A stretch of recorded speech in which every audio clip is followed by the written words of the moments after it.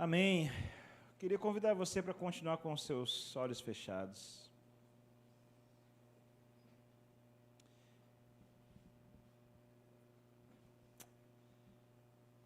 Eu creio que o Espírito Santo, ele tem algumas pessoas que ele tem falado algumas coisas específicas. E eu queria que você pudesse refletir sobre isso. O Espírito Santo trouxe uma palavra e talvez essa palavra seja para você. É uma pessoa que não está vivendo um relacionamento sério com Jesus. Parece que é sério, mas você está sempre em dúvidas sobre isso. Mas hoje Ele deseja que você tenha certeza disso. Ele deseja ser Senhor por completo da sua vida. Outra palavra que Ele me trouxe foi religiosidade ao invés de relacionamento. Eu vivi na igreja um ano, vivendo religiosidade e não relacionamento. Eu estava na igreja, mas eu não era filho de Deus. Eu tinha uma religião, mas eu não tinha um relacionamento. Eu ia na igreja toda semana, mas eu acreditava em Deus, eu acreditava em Jesus, mas eu não acreditava que Jesus, que Deus podia ver o que acontecia dentro da minha casa. Mas eu lembro que eu tinha 14 anos, e num sábado à noite, eu fui convidado para ir numa praça, só com adolescentes, umas 11 horas da noite. E eles chegaram naquela praça e eles falaram assim, vai cada um para o seu canto, coloca o seu coração diante de Deus, e depois a gente se reúne aqui para orar. E eu pensei, o que eu estou fazendo aqui? Eu nem sei se Deus me escuta. Mas eu fui para um canto da praça, fechei meus olhos e falei para Deus, Deus, se você me escuta de verdade, traz alguém para orar por mim aqui. E eu passei alguns instantes com os meus olhos fechados, e quando abri meus olhos, todos os adolescentes daquela praça eles estavam ao meu redor orando por mim. Naquele dia eu vi que Deus me escutava.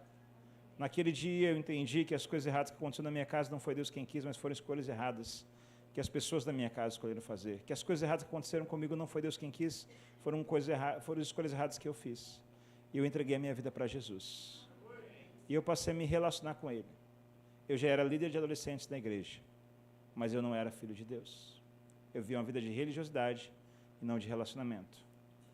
Então, com seus olhos fechados, se você chegou hoje aqui e você está vivendo uma vida que não é um relacionamento sério com Jesus, eu quero dizer para você que Jesus está dizendo para você hoje que Ele te ama, que Ele morreu por você, que a sua vida vale a pena. E se você está vivendo uma vida de religiosidade, mais de aparência do que de relacionamento, eu quero dizer para você que Jesus está te chamando hoje. Ele veio ao seu encontro porque Ele conhece o seu coração. Isso não é uma acusação sobre você, mas é só para você saber que Ele conhece profundamente o seu coração e o seu anseio, e Ele quer mudar a sua história por completo. Então, se você é essa pessoa, eu queria que você pudesse levantar a sua mão no seu lugar, eu queria orar por você. Se você é essas pessoas que essa palavra fez sentido para você, levanta a sua mão no seu lugar e eu vou orar por você.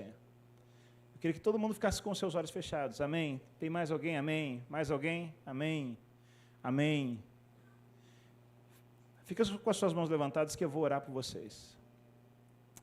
Pai, o Senhor conhece o coração dessas pessoas. O Senhor enxerga o coração deles. O Senhor conhece o que eles têm passado. O Senhor sabe o que eles têm enfrentado no seu dia a dia. Mas, Deus, eles são preciosos, amados e queridos. O Senhor morreu por eles e valeu a pena. Deus, eu oro, Deus, para que eles possam ter uma vida de relacionamento com o Senhor e não mais de religiosidade. Deus, eu oro, Deus, para que a alegria do Senhor, Pai, possa gerar força neles. Eu oro, Deus, para que o Senhor gere vida, Pai, porque o Senhor falou que o Senhor é o caminho, a verdade e a vida, e ninguém vai ao Pai, senão pelo Senhor. Eu oro, Senhor Jesus, para que a vida do Senhor possa transbordar na vida deles, Pai. Deus, eu quero orar contra toda acusação de Satanás sobre a vida deles, Pai.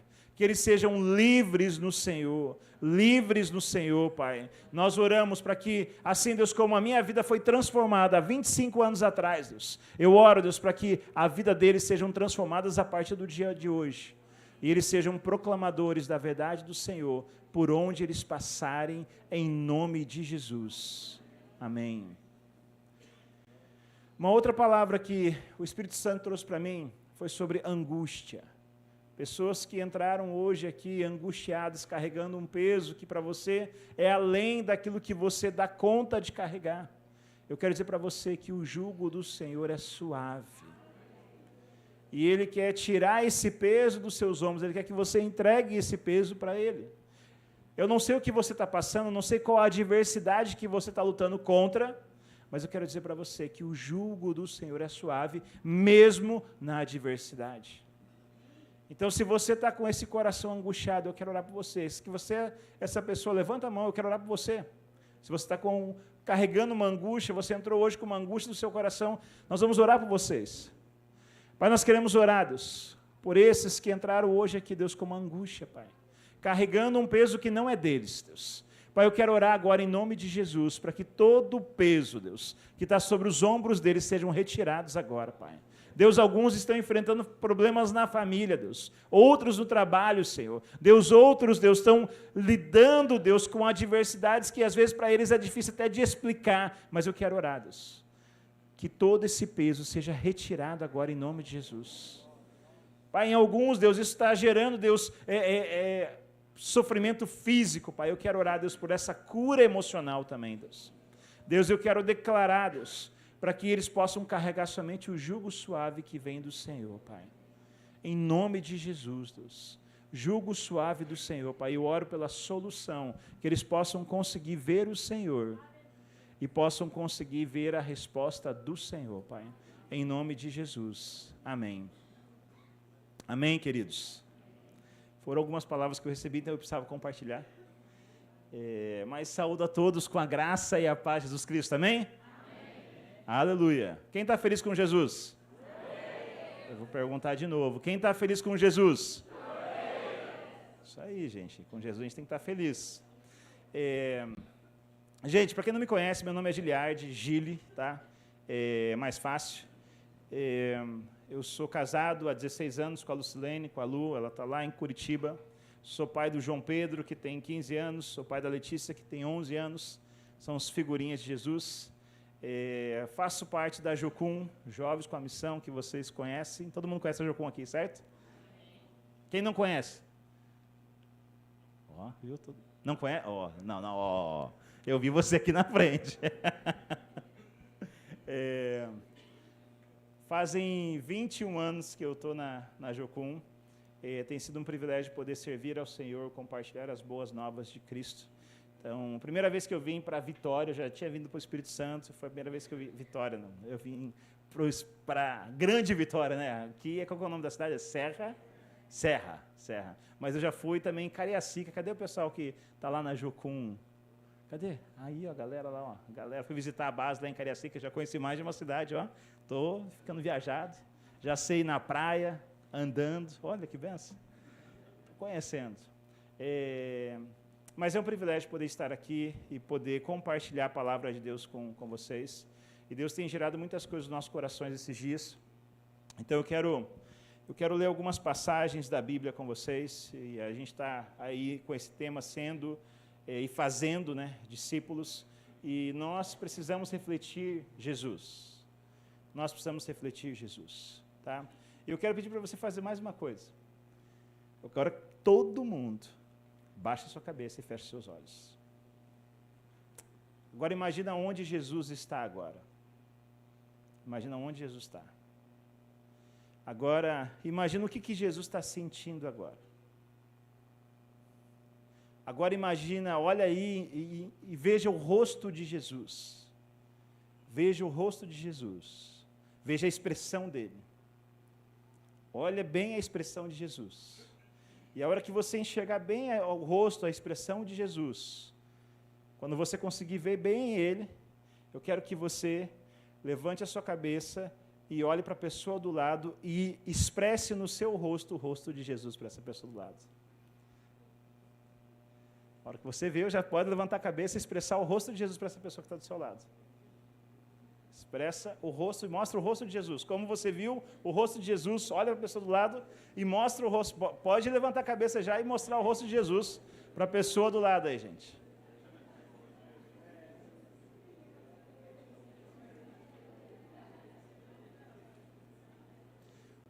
Jesus estava com a cara feia ou a cara boa?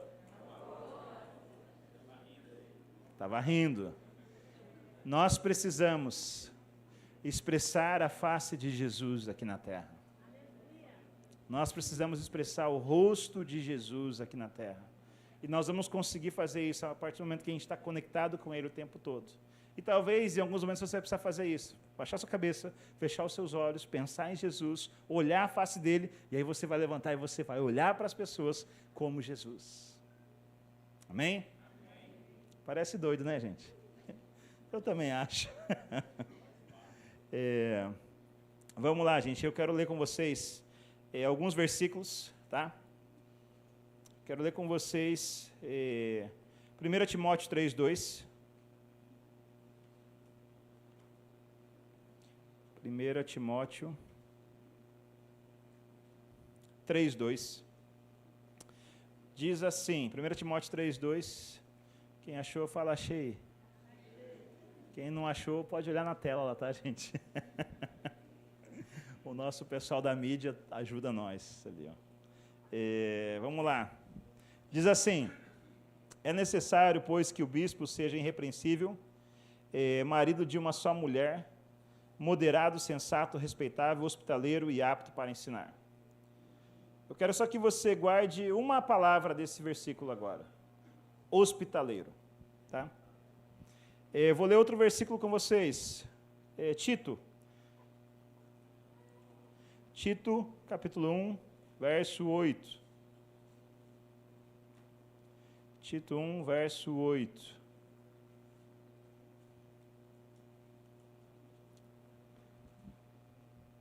Diz assim: ao contrário, é preciso que ele seja hospitaleiro, um amigo do bem, sensato, justo, consagrado, tenha domínio próprio. Amém? Guarde uma palavra desse texto, hospitaleiro. 1 Pedro 4:9.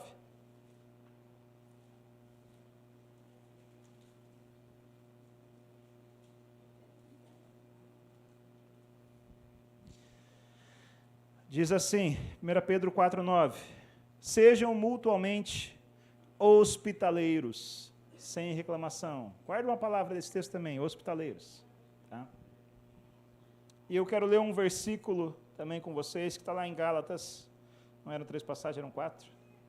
Gálatas capítulo 3, verso 28.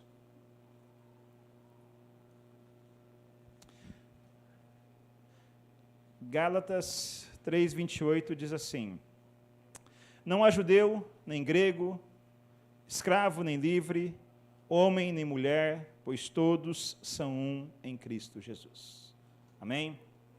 Queridos, por que eu li esses 3 primeiros versículos e eu destaquei a palavra hospitaleiro? Porque quando nós vamos para esses 3 versículos e você vai para o original no grego, a palavra utilizada ali é filozenos. Filozenos, a tradução dela literal é você amar o estranho, amar o estrangeiro. Então, quando ele fala para ser hospitaleiro, ele está falando assim: ame o estranho, ame o estrangeiro. Nós estamos falando sobre ser e fazer discípulos. E não tem como eu dizer que eu sou um discípulo ou eu fazer um discípulo se eu não pensar em amar o estranho e amar o estrangeiro. E quando eu penso sobre essa passagem de Gálatas 3, 28, é impossível eu pensar nessa passagem e não pensar no filozenos, em amar o estranho e amar o estrangeiro. Então, e eu vou dizer aqui, o Paulinho falou hoje de manhã, falou ontem à tarde, eu falei também na sexta-feira à noite, que muitas dessas coisas que nós aprendemos foi com o David Hamilton. Então, eu aprendi a palavra filozenos com o David Hamilton, que é um camarada missionário da Jocum, que cresceu na América do Sul como missionário, filho de terceira cultura, aqui, ó, uma pessoa boa para você conversar. Ele foi missionário, cresceu na Bolívia, depois foi para o Chile, e assim, Deus fez coisas grandiosas através da vida dele, da família dele. Então, tem sido um privilégio poder aprender muito com ele. Quando eu olho essa passagem, eu preciso pensar sobre o amor incondicional. Eu preciso entender que isso é pessoal e isso é corporativo. Então, eu preciso fazer isso na direção das pessoas. Então, quando a gente pensa sobre ser hospitaleiro, muita gente vai pensar só sobre a nossa casa, sobre receber as pessoas bem na nossa casa, sobre receber as pessoas bem na igreja. Entendeu? Aqui é fantástico, você chega lá no estacionamento, você tem um irmão que está ali te dando boas-vindas, te abraçando, você chega aqui na porta, você chega em qualquer lugar aqui na igreja, é assim. É muito legal. Então, mas não é só dentro da igreja, não é só nas nossas casas. Porque quando ele fala sobre ser hospitaleiro, sobre amar o estranho, amar o estrangeiro, é muito fácil, muitas vezes, a gente amar quem a gente conhece. É muito fácil a gente amar as pessoas que a gente gosta. É muito fácil a gente amar as pessoas que são parecidas com a gente. É ou não é? Quem tem dificuldade aí de amar um flamenguista? Só os corintianos, né? O flamenguista gosta do flamenguista. O corintiano gosta do corintiano. Mas nós temos que amar aqueles que são diferentes de nós. Então, eu preciso ir intencionalmente na direção das outras pessoas. Isso é possível, porque Deus nos criou para a gente fazer isso. Então, e o próprio Jesus fez isso. Ele se encarnou. Jesus, ele veio para um povo que estava fazendo as coisas diferentemente do que ele faria. Ele abriu mão da sua forma como Deus e se tornou carne. Será que tem um amor maior do que esse? Ele realmente amou o estranho, ele amou o estrangeiro. Porque nós nos afastamos, nós nos tornamos diferentes, nós abrimos mão da relação com ele. Então, Jesus, ele se tornou o noivo da igreja. Ele veio e ele encarnou essa palavra literalmente, para que eu e você pudéssemos estar aqui hoje. E não tem nada desconectado na palavra de Deus. E a gente vai olhar essas realidades, a gente vai ver que a realidade para Timóteo era uma, a realidade para Tito era outra, e a realidade para Pedro era outra. Você vê realidades distintas aqui, quando ele está falando sobre isso. Então, cada um estava numa situação, numa circunstância. Se você olhar a carta de Pedro, ele estava falando para o pessoal que estava lá na Ásia, debaixo de perseguição, para que eles fossem hospitaleiros, para que eles pudessem amar o estranho e o estrangeiro. Eles estavam debaixo de perseguição. Isso aí já era mais ou menos ali 60 depois de Cristo. E no meio de uma situação adversa, Pedro fala, ó, vocês precisam ser filozenos. Vocês precisam amar o estranho. Vocês precisam amar o estrangeiro. Já pensou você fazer isso debaixo de perseguição? Eles eram estranhos, eles eram estrangeiros naquele lugar, e mesmo assim Pedro estava falando assim, vocês precisam fazer isso. Então, é a nossa responsabilidade, quando eu falo sobre ser e fazer discípulo, sendo e fazendo discípulo, eu não tenho como ignorar essa realidade. Recentemente, na nossa casa, a gente estava conversando sobre isso, e nós fomos fazer uma ação prática. Qual era a ação prática? A nossa ação prática é se vamos fazer um jantar, vamos fazer uma refeição, e vamos convidar alguém. Alguém que a gente pode demonstrar esse amor, alguém que a gente não conhece, alguém que a gente não tem relacionamento. E aí eu comecei a pensar em várias coisas. A minha esposa falou, chegou uma família de Minas que está aqui na cidade, que eles não conhecem muita gente, talvez a gente pode convidar eles. É legal. Eu pensei em conversar com o pessoal da Missão Mais, lá em Curitiba, que trabalham com os afegãos, e talvez trazer uma família dessa para poder comer lá em casa. Mas, de repente, meu filho, que tem 15 anos, falou assim, pode ser a família do Marlon. Falei, quem é o Marlon, meu filho? É o venezuelano. Eles moram aqui. E ele conheceu eles na igreja. Aí eu falei, tá, meu filho, legal. Vamos convidar então o Marlon. Vamos convidar a família dele. E aí a gente conseguiu o contato da família do Marlon e a gente mandou mensagem e aí o pai dele entrou em contato comigo, respondeu. E eu falei, será que vocês podiam vir aqui em casa para a gente poder jantar juntos? E ele falou, eu vou falar com a minha esposa e aí eu te respondo. E aí foi muito legal que ele falou e depois ele respondeu e falou, a gente vai. Aí a gente combinou lá em casa, minha filha foi fazer cartinha para a família, eu tinha que comprar carne, fazer a comida, e minha esposa ia arrumar a casa, e cada um foi fazer uma parte, meu filho ia ajudar. E a gente preparou um jantar para eles. E aí eles chegaram em casa, a gente sentou e a gente foi ouvir a história deles.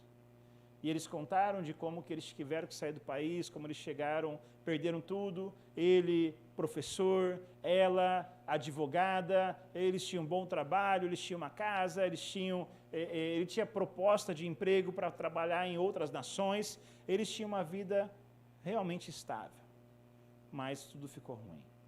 E eles tiveram que fugir, passaram lá pelo norte do Brasil, para Pacaraima, e aí ficaram ali um tempo e conseguiram chegar em Curitiba, com R$21 no bolso, e deixaram tudo para trás. E aí a gente escutando as histórias, só que eles crentes em Jesus, servos de Deus, nenhuma hora, todo o tempo que a gente conversou, eu os vi murmurando, eu os vi reclamando da adversidade, das dificuldades as quais eles passaram, porque em nenhum momento Deus os abandonou. Deus continuou sendo Deus em todas as circunstâncias que eles passaram. Mas foi um tempo muito bom, que a gente pôde passar juntos, ouvindo, compartilhando histórias, estando ao redor da mesa, sendo hospitaleiro com eles, ou seja, amando pessoas os quais nós não conhecíamos e passamos a conhecer. E oramos juntos. E foi muito legal. E depois que acabou ali, foram embora, minha filha entregou as cartinhas para eles, e foi bem legal. E aí eles foram. E aí passou-se alguns dias, e meu filho tem um videogame, que ele não está jogando mais videogame, mas é um videogame bom. E aí, porque ele gosta agora de outros jogos e tal, e eu conversando com ele, falei, meu filho, você já pensou se o Marlon lá tem um videogame? Ah, não sei. Aí a gente foi perguntar para o pai dele, John o nome dele, John, mandei a mensagem, o Marlon tem videogame? Aí ele mandou um áudio, meu irmão, se é aquele joguinho que vem no celular, ele joga no celular, mas se é aqueles negócios que você tem que colocar na TV, ele não tem não. E aí a gente conversou e meu filho entendeu de abençoar o Marlon. E aí ele levou o videogame para ele no domingo na igreja. E aí depois o pai dele veio mostrar para mim a mensagem dele. Porque ele não sabia que ele ia ganhar um videogame. E ele ficou muito feliz com isso. É você amar as pessoas. Então, o Senhor tem nos chamado a começar a pensar sobre essas pessoas. Essas são algumas realidades que a gente enfrenta no dia a dia. E o Senhor destaca em várias passagens na Bíblia que Ele espera de nós que nós façamos isso. E uma das coisas que a gente precisa olhar, que Deus ele nos criou lá no jardim, com as próprias mãos.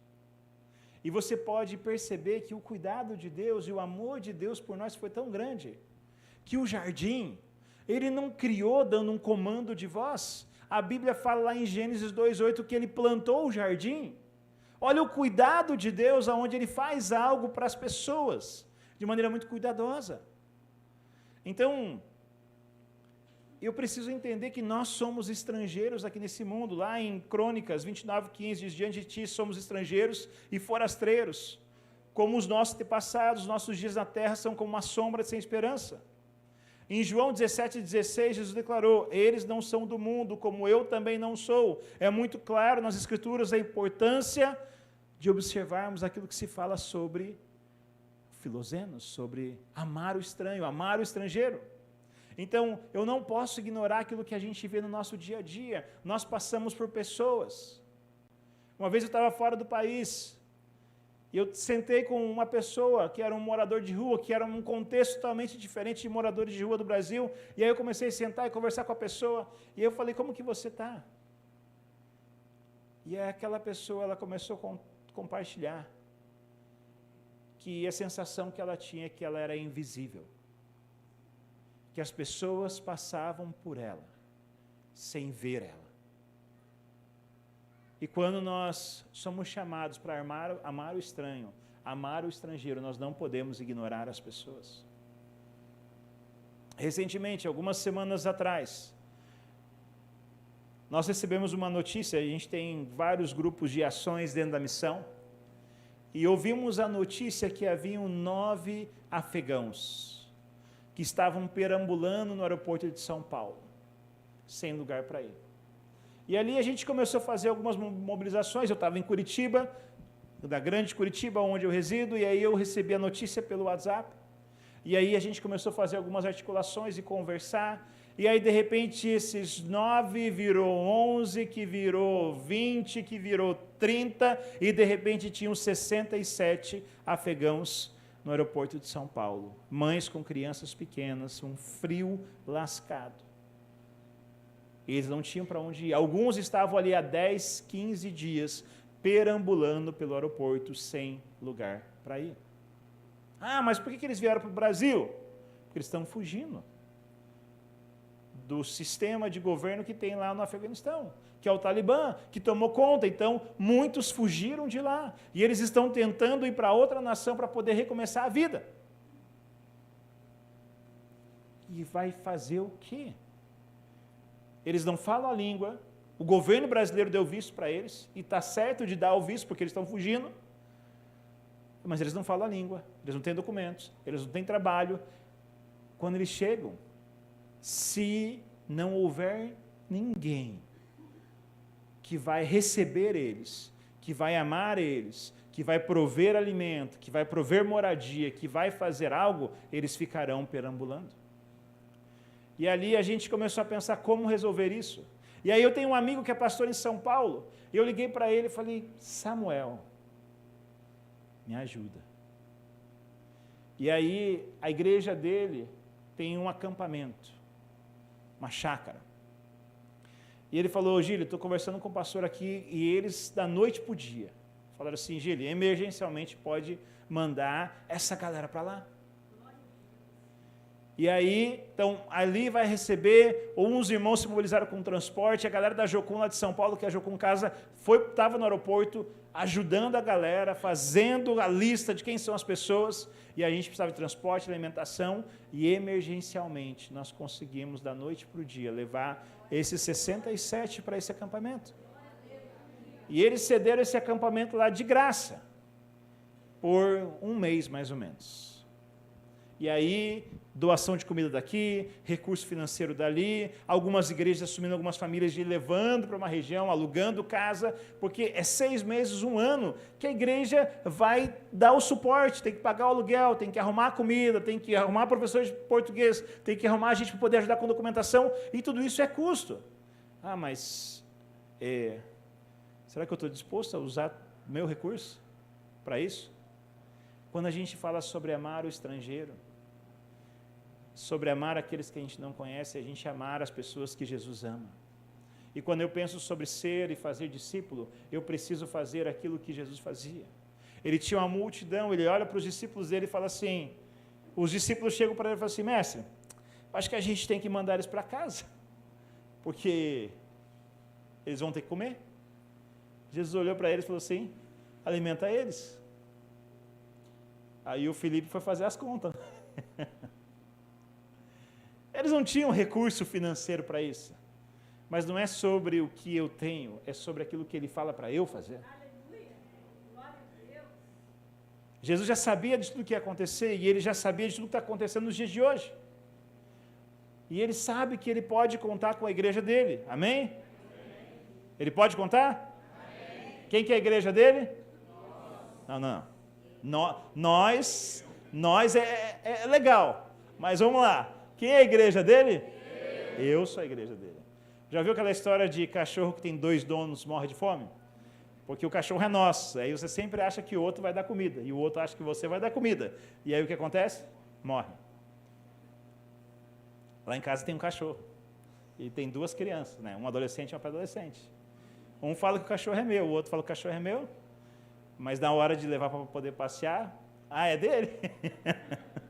Então é meu, eu preciso ter a responsabilidade disso, entende?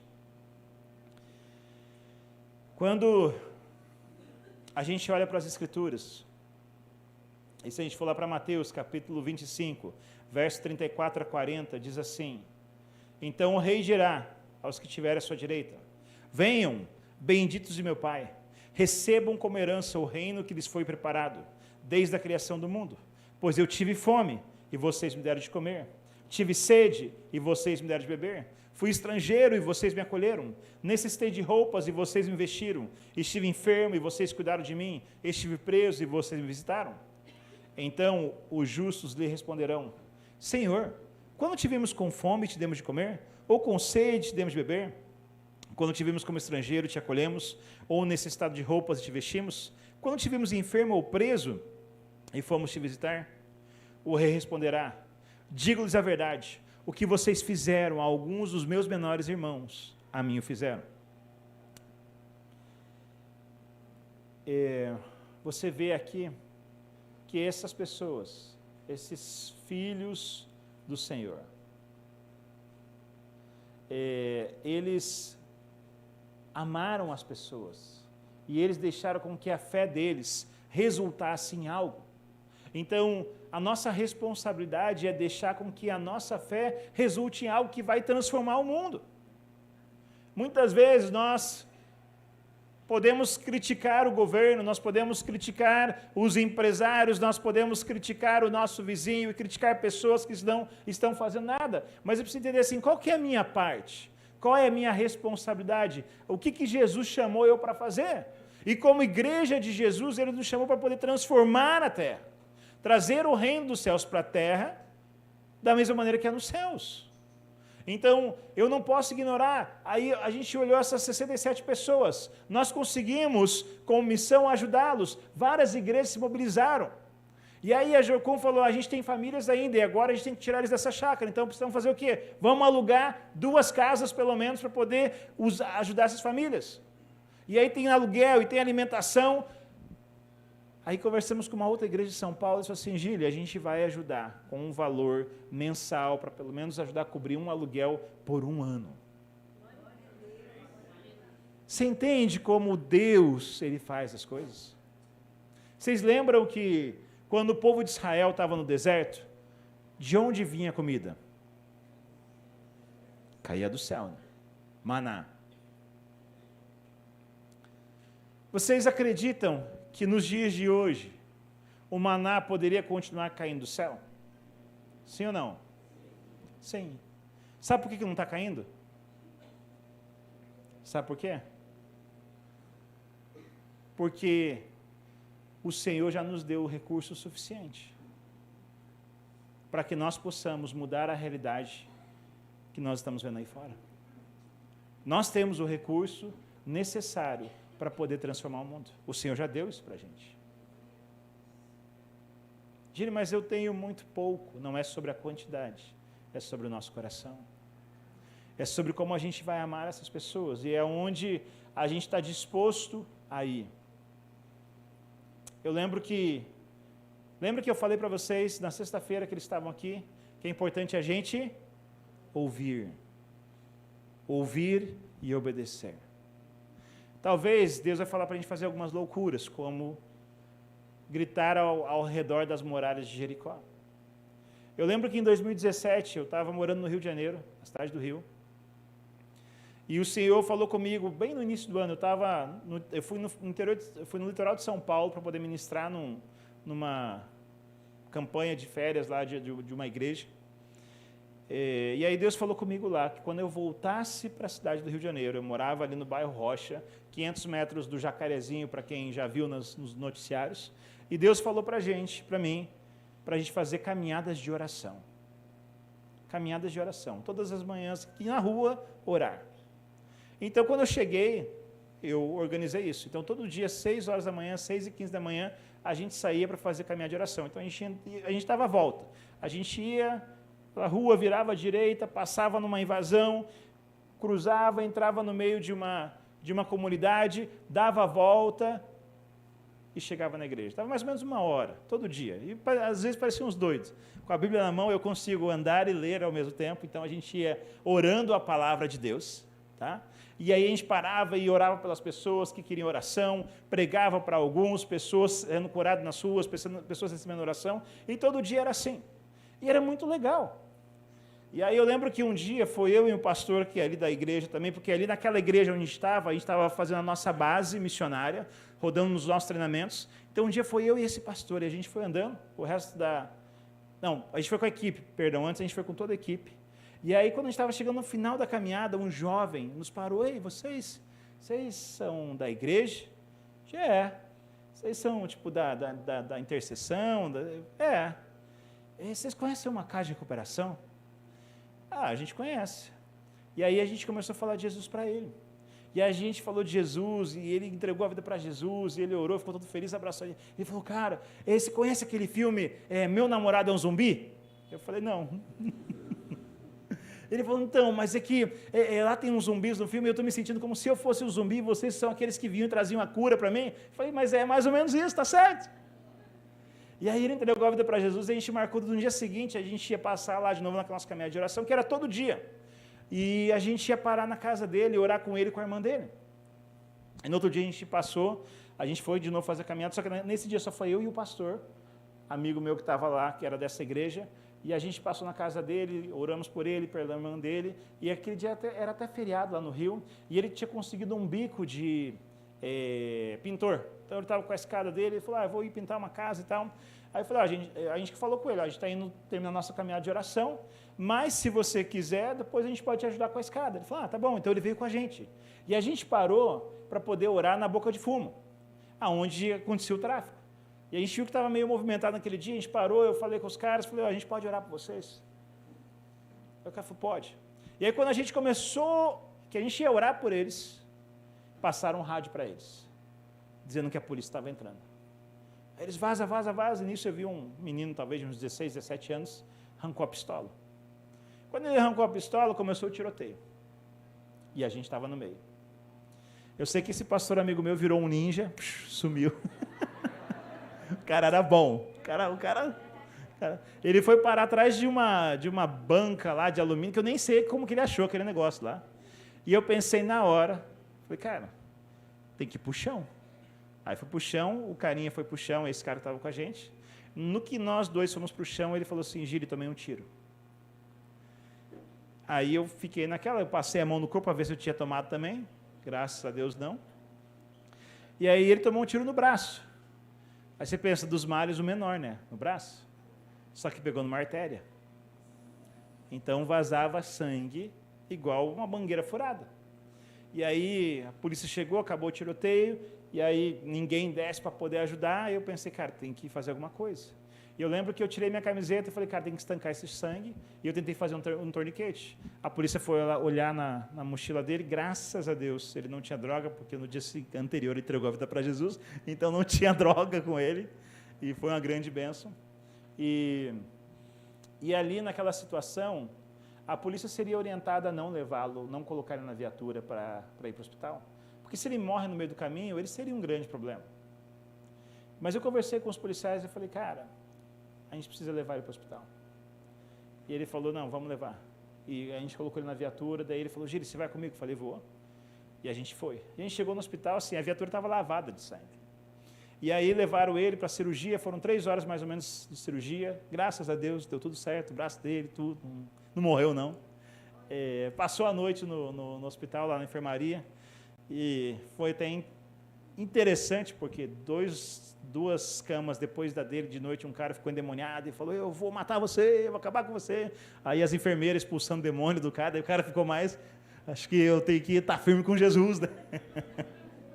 E foi interessante. Mas o que é isso? O que te leva a ir para um lugar que você vai passar perigo? O que te leva a ir para um lugar onde você vai colocar sua vida em risco? É você amar o estranho, é você amar o estrangeiro, é você amar aqueles que Jesus ama. E quando ele fala isso, ele está dizendo para nós como igreja: ei, você quer ser um discípulo, então você vai precisar amar aqueles que eu amo. Você quer fazer discípulo, quando você vai tá pregando o evangelho para alguém, você vai falar: ei, você está disposto a seguir Jesus? Porque muitas vezes nós entendemos que a salvação é de graça, você não precisa pagar pela salvação, mas a salvação ela custa o quê? A sua vida. porque Ele deu a vida dEle pela sua vida. Em Romanos 14, 8 fala, quer vivamos, quer morramos, pertencemos ao Senhor. E eu fiquei refletindo um dia todo nesse texto o que significaria pertencer ao Senhor. E aí eu comecei a pensar, cara, pertencer ao Senhor. Por exemplo, Jimmy, quanto custa esse tênis aí? Mais ou menos. Dá um valor.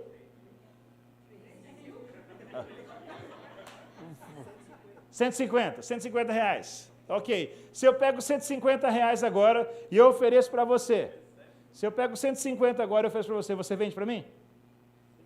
Vende. Ok. Então, eu dou 150 para ele, esse tênis me pertence, certo? Eu posso usar, eu posso guardar, eu posso dar para alguém. Por que esse tênis me pertence? Porque eu paguei, 100% das pessoas respondem isso. Mas se eu pegasse R$150 e eu desse para ele, e ele não aceitasse, esse tênis me pertenceria? Não. Por quê? Porque eu não paguei? Na realidade, esse tênis não me pertence porque ele não aceitou aquilo que eu ofereci pelo tênis. O tênis vale R$150 e eu ofereci o que vale, mas ele não aceitou. Nós passamos a pertencer a Jesus quando nós aceitamos aquilo que ele ofereceu por nós. Ele ofereceu uma vida pela outra vida. Então a gente tem que aceitar Jesus? Não, você tem que aceitar aquilo que ele ofereceu. Jesus não precisa ser aceito por ninguém. Ele por si só é suficiente. Mas eu preciso aceitar o que ele ofereceu, e ele ofereceu uma vida pela outra vida, porque eu não consigo adicionar Jesus na minha vida, porque se eu tentar adicionar, não vai funcionar, então eu tenho que abrir mão da minha vida e viver a vida de Cristo. Só que o viver a vida de Cristo vai ser amar o estrangeiro, vai ser amar o estranho, vai ser amar aqueles que são diferentes, vai ser amar as pessoas que talvez não são tão convencionais para mim, no dia a dia, por onde eu passar. Então, ele tem nos chamado para poder fazer isso. E se você olhar os textos que eu li, dos 3 textos que eu li que falam sobre ser hospitaleiro, 2 diz respeito quando eu estou entendendo que, peraí, o Senhor me chamou. E todos nós somos chamados, não é só o pastor, não são só os líderes de célula, mas todo aquele que é nascido de novo em Cristo Jesus, eles são chamados para poder viver e ser influência ali fora. Então, essa mesma palavra que está sendo direcionada para o bispo, para o presbítero, para as pessoas que estão em função de liderança, ele está direcionando essa palavra para mim e para você. Porque todos nós somos chamados para ser luz do mundo e ser sal da terra. Então, não é, essa palavra são os pastores, é para os pastores. Essa palavra é para aqueles que receberam a unção hoje de... Não, gente, isso é para mim, para eu. E eu não posso ignorar essa palavra. Eu preciso amar essas pessoas. Se eu sou um discípulo de Jesus, e se você olhar todos os discípulos de Jesus, com exceção de João, todos eles foram mortos pregando o Evangelho, por amor a Cristo. Mas isso não significa que João não sofreu perseguições por pregar o Evangelho, porque ele sofreu. Eu estou disposto a fazer isso? Quantos gostariam de viver toda a palavra de Deus? Quem quer viver toda a palavra de Deus? Levanta a mão, quero ver. Quer viver toda a palavra de Deus? Às vezes a gente olha a palavra de Deus e a gente vê a parte das promessas, das bênçãos. Mas será que quando a gente lê a parte que Estevão foi apedrejado, a gente quer viver toda a palavra de Deus? Será que quando a gente vê a parte que Pedro e João são presos, nós queremos viver toda a palavra de Deus? Será que quando a gente olha Cristo crucificado na cruz, nós queremos viver toda a palavra de Deus? Será que quando a gente vê Judas traindo Jesus, nós queremos viver toda a palavra de Deus? Gílio, mas aí você está pegando pesado. Não, é o que está escrito. Eu estava contando para alguém essa semana. Um dia eu saí com a minha filha. Para tomar um café. E a gente foi conversar. E eu falei para ela, minha filha, se alguém chegasse hoje para você, colocasse uma arma na sua cabeça, e ela tinha mais ou menos uns 9, 10 anos, e colocasse uma arma na sua cabeça, e falasse assim, ou você nega Jesus, ou eu te mato agora, qual seria a sua escolha, minha filha? E a gente seguiu conversando. Ela não me respondeu inicialmente, a gente foi conversando. Eu falei, minha filha, o que você faria se alguém chegasse, pegasse uma arma, colocasse na cabeça do seu pai e falasse assim, ou você nega Jesus ou eu mato seu pai agora? E a gente seguiu conversando. No final da conversa, eu falei, e aí, minha filha, o que você faria se alguém tivesse com a arma na minha cabeça aqui agora e falasse assim, nega Jesus ou eu mato seu pai? E a resposta dela para mim foi, papai, eu não negaria Jesus. Ela não falou assim, papai, eu deixaria você morrer. Ela falou assim, eu não negaria Jesus. Tipo, se vira com Jesus você agora. Daqui para frente é contigo, papai. Gine, mas você está falando uma coisa para sua filha, a gente nem tem perseguição no Brasil. Eu lembro da minha adolescência. Na minha adolescência, a marca da besta era o código de barra. Filme Deixados para Trás. Eu lembro que eu ouvia bastante sobre isso. E se falava sobre isso, sobre negar a Jesus, negar a Jesus, negar a Jesus. E eu lembro que a minha vida, a minha caminhada com Jesus, o amar as pessoas, não começou quando eu vim para Jocum. Começou a partir do momento que eu entreguei a minha vida para Jesus. Primeira vez que eu vi uma pessoa se render a Jesus, foi ainda na minha adolescência. Eu lembro que era uma terça-feira à tarde. Eu vi que aqui tem... Qual o dia que tem culto à tarde aqui? Quinta da bênção, né? Lá onde eu ia era a tarde da esperança. Era terça-feira à tarde. E eu ia no culto. Terça-feira eu ia para um culto, na quarta eu ia para outro, na quinta eu ia para outro, no sábado, sábado e domingo eu estava na minha igreja, né? Mas todo dia eu estava num culto diferente. E eu lembro que numa terça-feira à tarde, eu estava ali esperando o culto começar, e eu olhei uma moça passando na rua, atravessando a rua chorando, eu chamei ela ali onde eu estava, e aí convidei ela, entrou na igreja, a gente sentou numa escada lá, e a gente começou a conversar, ela tinha acabado de sair da delegacia, problema em casa, e um monte de confusão, e aí eu pude orar, e ela confessou Jesus ali. Eu lembro que eu era adolescente, então eu andava a pé, porque eu não tinha dinheiro, e uma vez indo para casa de noite, tarde da noite, inverno em Londrina, e aí eu estava passando numa rua e eu vi um morador de rua, sentado, sozinho, encolhido, e aí eu passei e parei no primeiro orelhão. O orelhão, para quem não conhece, é um telefone bem grande assim, que as pessoas entram e usam tipo celular assim, e conseguem falar com as pessoas, tá? E eu liguei para casa, né, como todo e qualquer adolescente bem comunicativo. Alô, mãe? Oi, tudo bem? Tudo. Mãe, tem janta para 2? Tem. Ah, tá bom, tchau. Boa comunicação. Voltei lá para o morador de rua. Falei, viu, você já jantou? Ele, não. Quer jantar? Quero. E aí a gente foi andando até em casa, né? Daí virou 2 andarilhos, né? Porque era longe a casa. E aí a gente chegou em casa. E aí a gente jantou. Meus pais já eram separados nessa época. Então eu não tinha como deixar ele dormir ali em casa.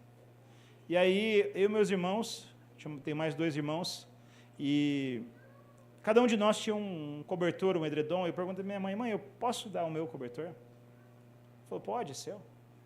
Aí peguei e fui com ele até o lugar que ele ia dormir e dei a minha coberta para ele. Eu amei o estranho, eu amei o diferente.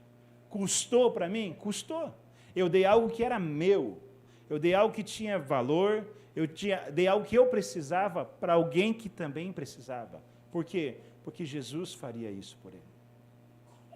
Então, nós precisamos começar a pensar sobre isso. Nós precisamos começar a entender que o Senhor tem nos chamado para poder viver uma vida de total renúncia e amor a Ele. Tá? E eu quero que vocês pensem em uma pessoa, que eu ouvi a história dessa pessoa recentemente. Talvez alguns de vocês conhecem. Catherine Corrie ten Boom. Quem conhece já ouviu falar de Corrie ten Boom? Levanta a mão. Não é muitas pessoas, e não tem problema, tá? Mas Corrie ten Boom, ela foi responsável por salvar a vida de pelo menos 800 judeus durante a Segunda Guerra Mundial. E aí você vê que o histórico da família dela, o avô dela já ensinava os seus filhos a amarem aqueles que eles não conheciam. 100 anos antes da Segunda Guerra Mundial, o avô de Corrie ten Boom orava pelo povo judeu na casa dele. Ele passou isso para o seu filho, que passou isso para os seus netos. E aí eles moravam na Holanda, o exército alemão invadiu a Holanda, e aí eles começaram a perseguir os judeus lá, e a família da Corrie ten Boom começou a proteger, a esconder os judeus. Resultado disso, um dia eles foram denunciados, invadiram a casa deles, prenderam a Corrie, prenderam a Betsy, que era a irmã dela, o outro irmão dela, sobrinho dela e o pai dela. Todos foram presos. E ela viu coisas terríveis ali naquele tempo.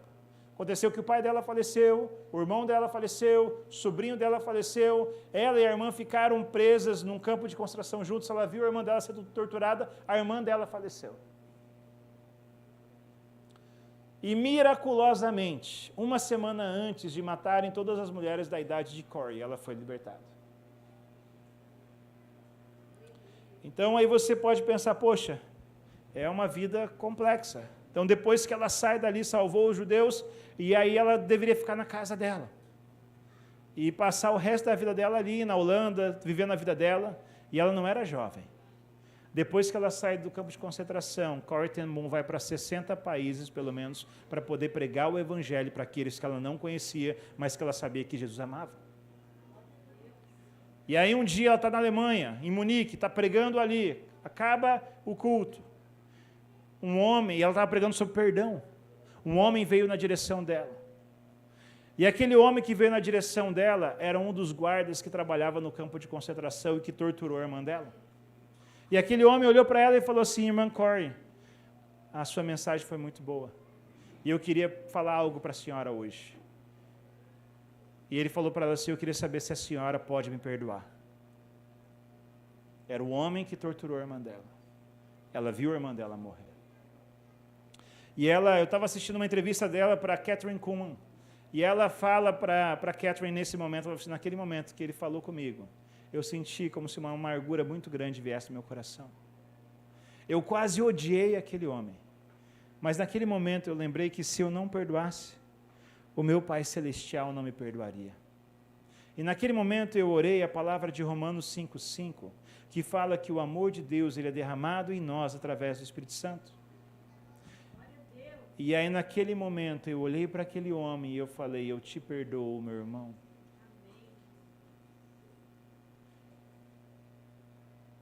Ela amou o estranho, ela amou o estrangeiro, e ela seguiu proclamando o evangelho para essas pessoas. Então, o Senhor tem nos chamado para que a gente possa amar as pessoas. Se eu quero ser um discípulo, e se eu quero fazer discípulos, eu preciso amar aqueles que Jesus amaria. Talvez por vontade própria, Ananias jamais teria ido pregar para Saulo. Mas porque ele ouviu o Senhor, e ele tentou argumentar, Senhor, você está ligado quem é esse homem? Ele está perseguindo os teus santos. Mas Jesus fala para ele, o Espírito Santo fala para ele, Ananias, está de boa, vai lá, vai dar certo. Paulo deixou de ser perseguidor para se tornar um proclamador.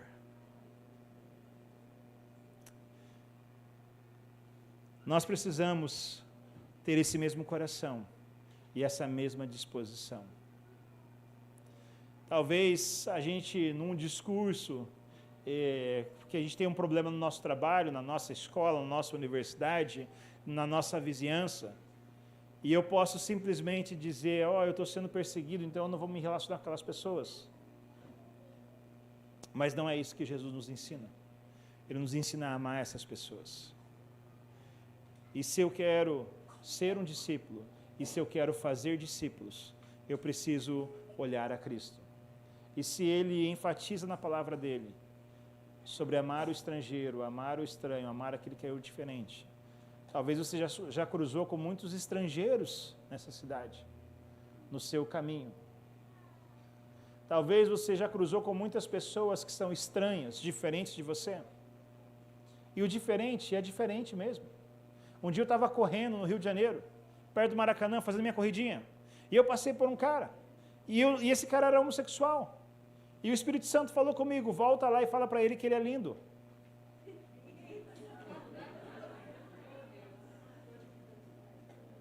E eu fiz.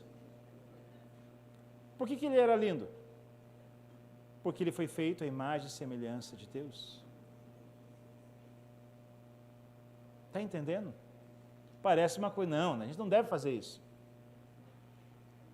Eu vou discutir com o Senhor?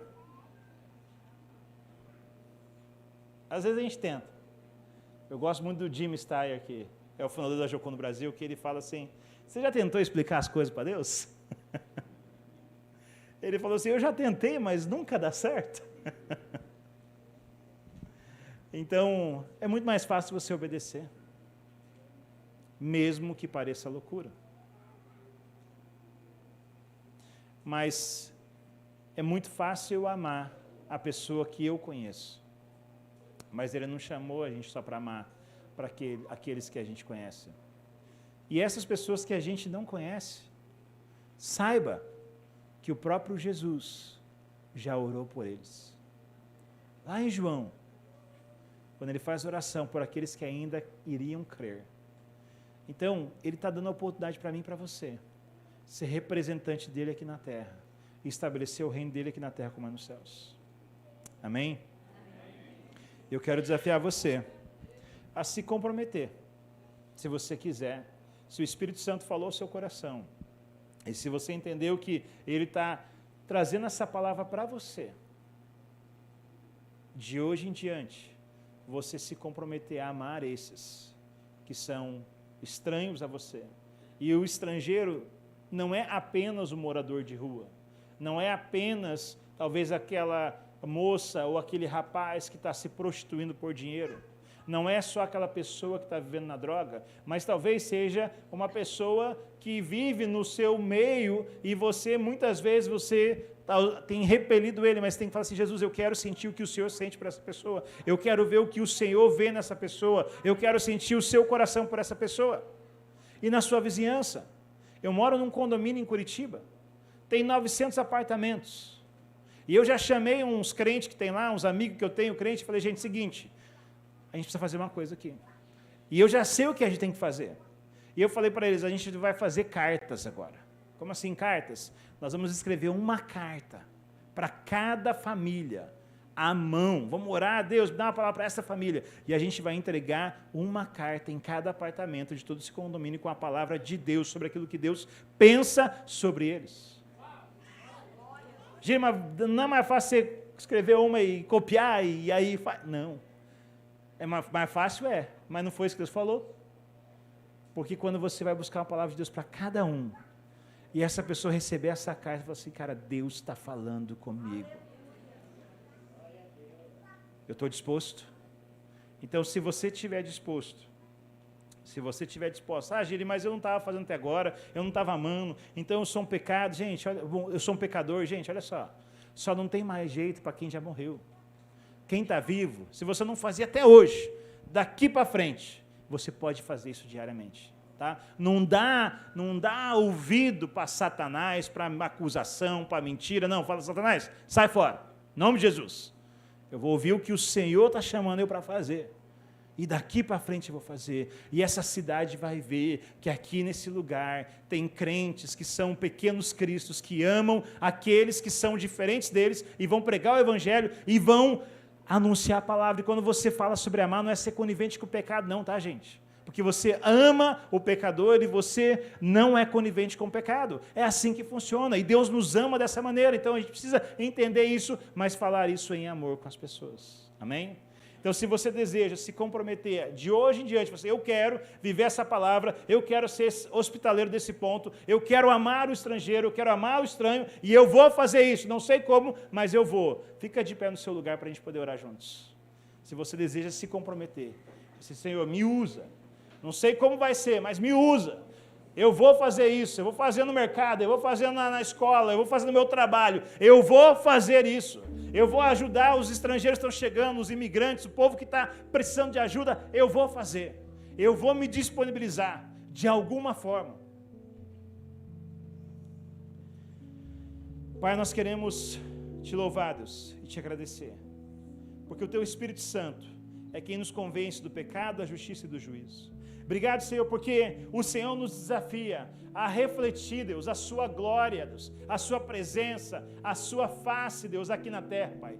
Que realmente, Deus, possamos sair às ruas e possamos demonstrar o seu rosto, possamos tocar as pessoas como o Senhor tocaria, possamos falar com as pessoas como o Senhor falaria, possamos alimentar as pessoas como o Senhor alimentaria, possamos realmente, Deus, representar o Senhor aqui na terra, possamos trazer o reino dos céus aqui para a terra, Deus, como é nos céus. Nós queremos fazer isso como igreja do Senhor, Pai. Estamos aqui nos levantando diante do Senhor, Deus, assim como Isaías um dia disse, eis-me aqui, envia-me a mim. Deus, aqui eles estão se levantando dizendo, Senhor, nós estamos aqui, nós queremos fazer, não importa o que vai custar, não importa como vai ser, mas nós queremos amar as pessoas como o Senhor ama. Deus, compartilhe o seu coração conosco, que possamos sentir o que o seu coração sente, que possamos ouvir a sua voz, que possamos falar o que o Senhor fala, e dessa maneira, Deus, alcançar, Deus, profundamente o coração daqueles que estão aflitos, daqueles que estão com seus corações presos, aqueles que estão sendo escravos do pecado. Nós queremos levar libertação, Deus, nós queremos levar a tua luz, queremos levar a salvação, Pai, que provém do Senhor. Queremos orar, Deus, para que esse fogo do teu Espírito possa, Deus, queimar, Deus, constantemente, Deus, em nós e através de nós. Usa-nos, Senhor, como igreja viva do Senhor, Pai. E realmente, Deus, para que essa cidade, esse estado, a nossa nação e as nações da terra sejam impactadas e transformadas pelo Teu Espírito Santo, Pai. Em nome de Jesus. Em nome de Jesus. Amém. Queridos, tem alguém que chegou aqui hoje à noite, você estava com dores, está com dores. Eu quero orar por você. Se você está com alguma dor, levanta a sua mão. E a gente vai orar, bem alto, levanta sua mão aí, no seu lugar. Você que está do lado dessa pessoa aí que está com dor, põe a mão nessa pessoa aí agora. E a gente vai orar juntos como igreja do Senhor.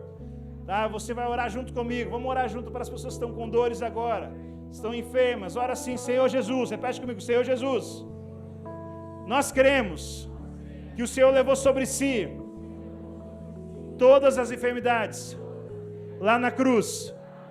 Nós cremos que pelo Senhor nós somos sarados. Nós cremos que o Senhor nos deu autoridade para orar pelos enfermos e eles seriam curados. Então, na autoridade do nome de Jesus, toda enfermidade física, emocional ou espiritual, saia agora, seja curado agora, em nome de Jesus. Amém. Amém. Eu tenho mais um desafio. Talvez nesses dias, de sexta até hoje, o Espírito Santo tem falado no seu coração sobre povos. O Senhor tem te chamado para ir pregar o Evangelho entre os povos. Se o Espírito Santo falou com você, tem gerado isso, eu não sei como que vai ser, se é como empresário, como homem de negócio, como um missionário convencional, como pastor, eu não sei. Mas se o Senhor está colocando isso no seu coração, eu queria orar por você. Se tem alguém aqui que o Senhor te chama para nações, ou povos, mesmo que sejam no Brasil, mas são povos em outros lugares, eu queria convidar você, para você vir rapidamente aqui na frente, eu quero orar por você. Deus te chamou para os povos da terra, pode vir. Chamou para uma nação, chamou para algum lugar, e você não sabe como isso vai acontecer. Vem que eu vou orar por você.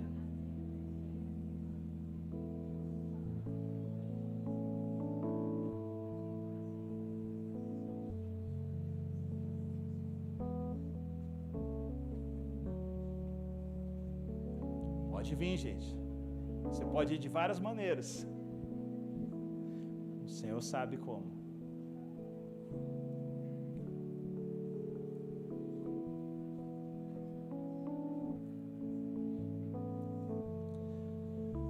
Amém. Pai, o Senhor conhece o coração de cada um aqui, Deus. O Senhor sabe para onde o Senhor tem os chamado. Deus, talvez a preocupação de como ir, recurso, língua, Deus, nada disso, Deus, é preocupação para o Senhor, Pai. Deus, o Senhor tem todos os recursos, o Senhor tem todo o que é necessário para que eles possam ir. Deus, eu quero orar, Deus, para que o Senhor possa trazer direção clara, Deus. Talvez alguns vão em uma agência missionária, talvez, Deus, abrir igreja, talvez vai como um homem, uma mulher de negócio que vai fazer a diferença através dos negócios nas nações e nos povos da terra, Senhor.